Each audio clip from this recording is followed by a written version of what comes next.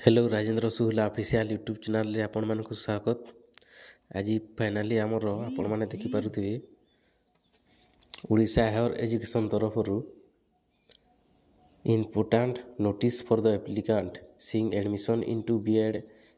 बीएचईडी MEd course at state public university and college teacher education course participating under SAMS for the academic session 2025-24 माने आपण माने जानि पारुथिबे finally आमर Odisha BEd course जो रही तार नोटिफिकेशन टी आज बाहरी जाइए आपण माने देखि पारुथिबे एवं जो टाइमलाइन रही आमर for admission into 2 year BEd MEd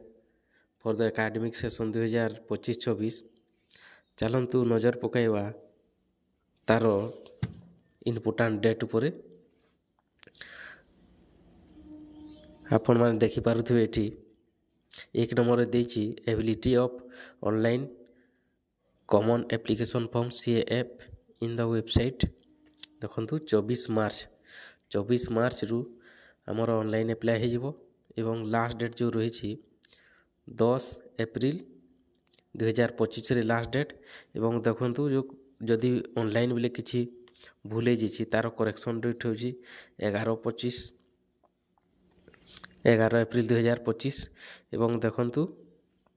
आ गुटे जो मेन होछि एबिलिटी ऑफ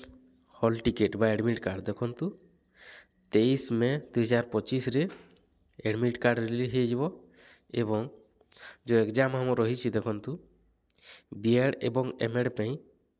1 जून 2025 जो दिन संडे पड़ुछि से दिन एग्जाम स्टार्ट हे जिवो एवं एमएड मानकर 4 जून 2025 रे हबो एवं देखंतु एग्जाम सरिला परे जो एंट्रांस टा ओकाक ए वर्ष कंडक्ट करिवो एवं से हमर एग्जाम एंट्रांस मार्क को हैंड ओवर करिवो हायर एजुकेशन को 10 जून रे एवं देखंतु जो पब्लिकेशन ऑफ एंट्रांस स्कोर जो रही से टाइटल मेंशन करा है date will be notified by the higher education department letter जेते बेले सब मार्किंग फाइनल हे जिवो हायर एजुकेशन सेते बेले तार नोटिस टी पब्लिश करिवो देखंतु एवं आउटे नोटिस इम्पोर्टेंट नोटिस रही देखंतु the candidate whose final UG result are waited not published देखंतु जनरली बीएड पे +3 दरकार बा ग्रेजुएशन दरकार हुए एवं जो माने एबे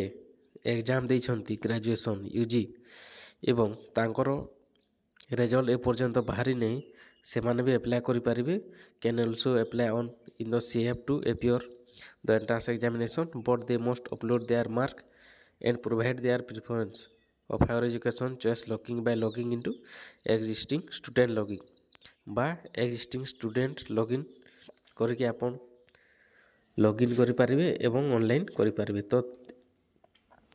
फ्रेंड एटा मो तरफ थिला आपण मानकू पाई गोटे बड़ अपडेट जदि वीडियोटी भल लगिला ताहले आप वीडियो को लाइक करंतु एवं शेयर करंतु। धन्यवाद।